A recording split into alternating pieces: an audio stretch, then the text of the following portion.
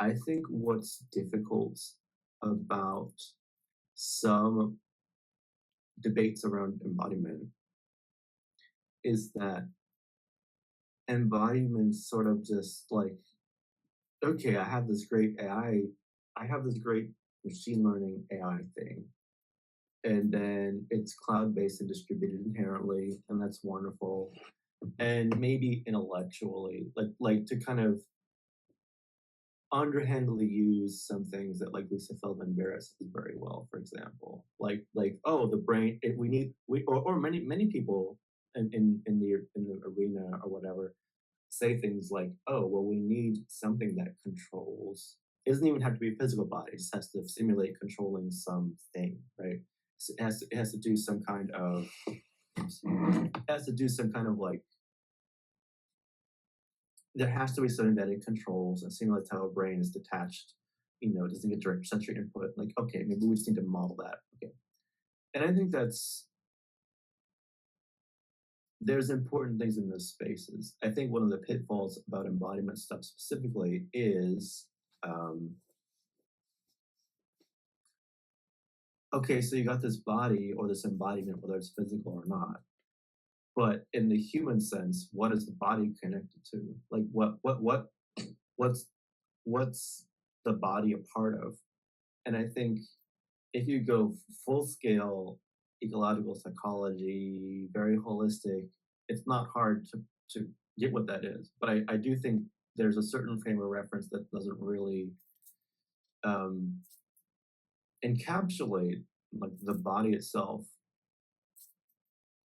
is ecologically bound to that which generates the body and regulates it. Like there's regulatory patterns in ecosystems and ecologies that are very deeply in operation, that aren't the mind, that aren't the cognitive processes that we kind of want to focus on.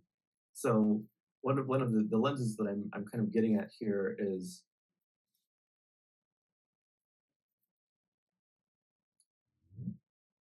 embodiment to the extent of that it's something tied to like planetary happenings. There's sort of an embodiment light that I think is much easier to talk about, but um, this is also embodiment light, meaning it's okay. So you got this. You have to have this. There's a brain like thing that manages this other body like thing, whether it's real or not. And then there's okay, so you're in a physical body, but then there's sort of this disconnect between that physical body is bound to the earth and the materials and the raw stuff, like the actual biology that not everybody really cares about if you're in the AI space, which is why it's so interesting to talk about here, because we have bio stuff and dev bio stuff as well. I know I'm kind of being very winding road to get to different points here, but one of those points, and maybe I'll make it my final destination for this turn of conversation is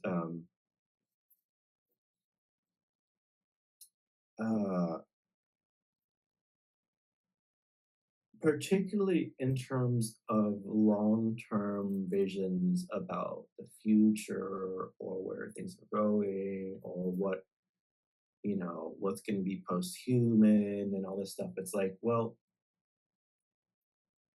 in ways that I think are almost reminiscent of um, I'm a little bit I'm slightly biased in this conversation by thinking about I was looking at the enlight. We talked a lot about the Enlightenment and that era of scientific change and revolution, but also I was looking a bit specifically at the counter Enlightenment and its proponents that are somewhat um, both interestingly, and this is like in Western, roughly 1600s plus, sort of as the Enlightenment was happening, the sort of reactionary part of it.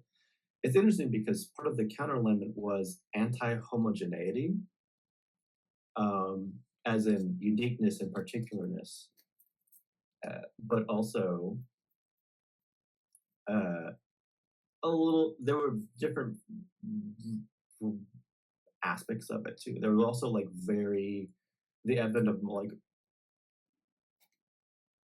what would become modern conservatism, and then like romanticism, which was also the sort of idealization and take on narratives and personal narratives, and then nationalistic romanticism, which is maybe more this, you know, when we get to the nationalism and conservative spaces, that's a very specific, but um, you have these sort of also like the sort of pastoral where uh, there are elements that were like, oh, we're simple, we're tied to the land, we're of an idyllic, simple nature. That's what being human and being a person is the best about. And these big, sterilizing, dirty cities are potentially probably, but that's not what's best for mankind or human being or how to live fully.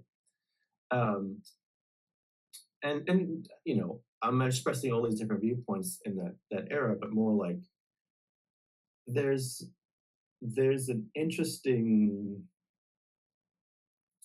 you can take a lot of what I said and say, well, that kind of talk is the same as being counter enlightenment and the folly of what those people what's the group of people that didn't want technological advancement like the not the Philistines or something, but that I don't know. There's some classical phrase about don't be like these people because they don't want any kind of technological advancement.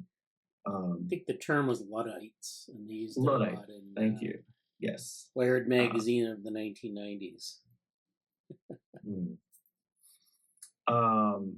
So you know,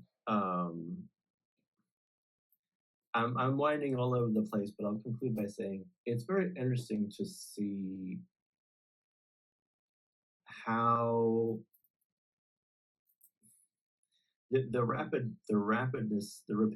of the technological advancement, I think, has a very interesting impact on self-conception in this way. And I really wonder if I don't know if it comes up in the present shock book that I occasionally mention from Rushkoff, but also sort of need to viably make sense of the self across these different domains. Um, like as technology goes on, and the AGI stuff becomes more feasible with the tools that we understand as it is, there's sort of a pull towards well, we have to justify ourselves relative to that somehow. And I think that versus the what is the embodiment of what degree of embodiment do we need and what does that say about us and how is it connected to just a physical body, but also how is it connected to the more fuller stack of embodiment, which is like, well, it's a brain and a body in an environment, and that environment is also a planet.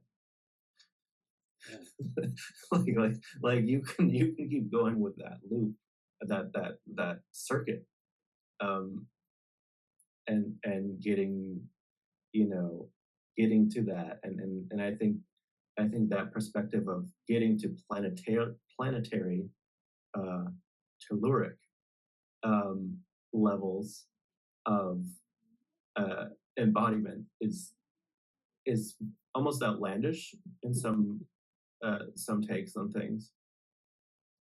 And I'm not really being a proponent of it here in so much as it just feels very differently situated, unironically, very differently situated relative to discussions about well, we're automatically going to be transformed into digital variants of ourselves very soon.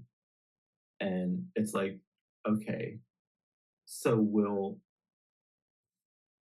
where is the line I'm kind of like maximizing a lot of the things that come up with the question of so what do we do about embodiment? Like what is embodiment affecting our like in the agent's functioning in general? But then also like what does embodiment say for the agent within the environment, within like the nice, happy context of the environment that we see versus the bigger system that enables the actual fundamental, you know, like cognitive science isn't planetary science. I'm not trying to say that it should be, but at some level, it's the classic level situation. Like, okay, so how much are we going to separate? How much what are our boxes going to be for the discussion? And at some level, like, okay, you take you take like a massive backhoe. Let's just scoop out Jesse. We'll scoop out Jesse and just take a chunk out of. I'm in a building right now. I'm in Boston. Let's just scoop out Boston, okay, and put it in space on its own. Like, what happens in that context? Well, Boston, the city of Boston, unfortunately, I don't think is going to make it. Um, for a lot of great stuff here, but I don't think if you just excavate like 20 square miles or 20 cubic, I don't know, a giant a giant 20 sphere radius around me right now, and you just export it out. Like, oh, you're literally cut and paste this out. What is that? And so I think where you draw the line on embodiment is a fun way to get at these kind of things. So